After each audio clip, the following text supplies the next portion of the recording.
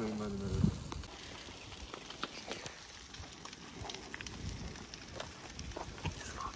Erken üstüne orada yani. Bölge müdürünün telefonunu bir tane verdim etrafa. Öyle mi? Var. O alt taraftaydı efendim ilk bulduğumuz yerde. Geldi mi? O